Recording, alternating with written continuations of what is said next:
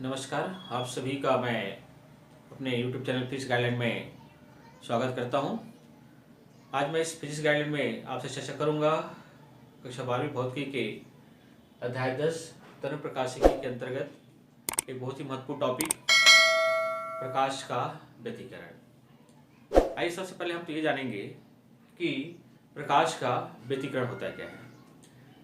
देखिए क्या है कि जब समान आवृत्ति और लगभग समान आयाम की दो या दो से अधिक तरंगे एक साथ और एक ही दिशा में गमन करते हैं तो वे अध्यारोपण के फलस्वरूप परिणामी तरंग का निर्माण करते हैं। और हम ये भी जानते हैं कि जो परिणामी तरंग का जो आयाम होता है वो मूल तरंग के आयाम से भिन्न होता है। अर्थात कहने का मतलब ये है कि जो प्रकाश की जो तीव्रता होती है, प्रकाश की तीव्रता आयाम के वर्ग के अनुक्रमानुपाती होता है। अर्थात कहने का मतलब जहां पर प्रकाश तीव्रता अधिकतम होगी वहां पर आयाम भी अधिक होगा, जहां आयाम कम होगा वहां प्रकाश तीव्रता भी कम होगी। तो यदि हम इस प्रकाश के व्यतिकरण को डिफाइन करें तो एक बहुत सिंपल सी परिभाषा हम बता सकते हैं कि जब समान आवृत्ति और लगभग समान आयाम के दो या दो से अधिक तरंगे एक साथ और एक ही दिशा में गमन करती है तो अध्यारोपण के फलस्वरूप प्रकाश की तीव्रता में परिवर्तन हो जाता है। अर्थात कहीं पर तीव्रता अधिकतम और कहीं पर तीव्रता न्यूनतम हो जाती है। तो इस प्रकार की घटना को हम प्रकाश का व्यतिकरण कहते हैं। और ये जो प्रकाश का जो व्यतिकरण होता है ये दो प्रकार के होते हैं। एक होता है पहला संपोषी व्यतिकरण, पहला संपोषी व्यतिकरण, और दूसरा होता है विनाशी व्यतिकरण। दूसरा विनाशी व्यतिकरण। ये मतलब प्रकाश के जो व्यतिकरण है दो प्रकार के होते हैं। एक होता है संपोषी व्यतिकरण और दूसरा होता है विनाशी व्यतिकरण। तो यहाँ पर आइए हम समझेंगे पहले कि संपोषी व्यतिकरण होता क्या है। देखिए सबसे पहले यदि हम बात करें संपोषी व्यतिकरण की, कंस्ट्रक्टिव इंटरफेरेंस जिसको इंग्लिश हम कहते हैं संपोषी व्यतिकरण। अब यहाँ पर संपोषी व्यतिकरण क्या होता है। अगर हम संपोषी व्यतिकरण की बात करें तो इसको हम एक डायग्राम के आधार पर पहले ले तो इसको परिभाषा में बहुत आसानी से समझा सकते हैं। जैसे क्या है कि मान लेते हैं इस प्रकार से कि समान आवृत्ति और लगभग समान आयाम की जो है दो तरंगे साथ गति कर रही हैं और जब दोनों तरंगों के श्रृंग और गर्त एक साथ मिलेगा तो समान कलाएं होंगे। यहाँ पर जैसे यहाँ पर देखेंगे इस तरह से ये आप देख रहे हैं इस चित्र में कि ये प्रथम तरंग है। ये जो आप बिंदुदार रेखा जो आप देख रहे हैं ये द्वितीय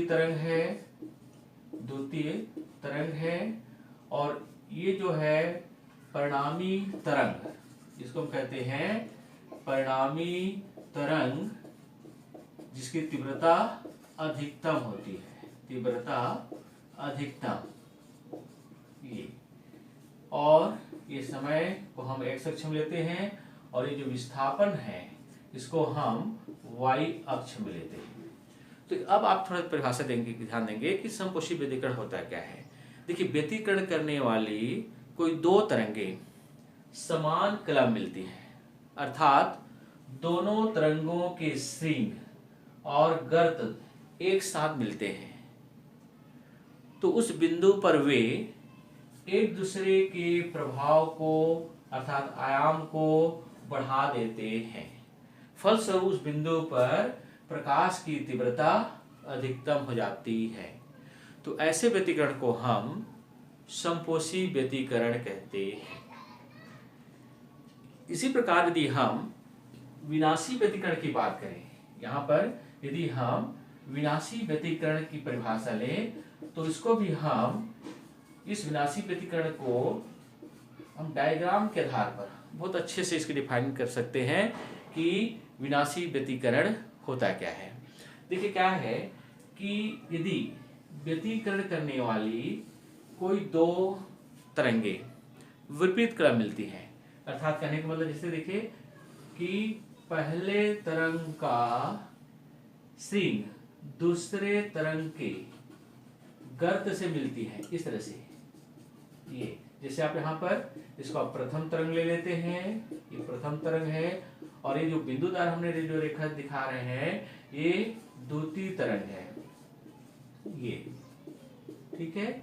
और ये y अक्ष में हमने विस्थापन को लिया है और x अक्ष में t को लिया है। तो इस स्थिति में यहाँ पर आप देख रहे हैं कि ये है परिणामी तीव्रता या परिणामी तरंग, जहाँ तीव्रता यहाँ पर क्या हो जाती है, न्यूनतम। यहाँ तीव्रता क्या होगी, न्यूनतम। यस, तो परिभाषा ध्यान देंगे कि यदि व्यतिकरण करने वाली कोई दो तरंगे विपरीत क्रम मिलती है, अर्थात पहले तरंग का श्रृंग दूसरे तरंग के गर्त से मिलती है और दूसरे तरंग का श्रृंग पहले तरंग के गर्त से मिलती है, तो वे उस बिंदु पर एक दूसरे के प्रभाव को, आयाम को कम कर देते हैं। फलस्वरूप उस बिंदु पर प्रकाश की तीव्रता न्यूनतम हो जाती है। तो इस प्रकार की घटना को हम विनाशी व्यतिकरण कहते हैं। तो ये तो संपोषी व्यतिकरण, विनाशी व्यतिकरण है।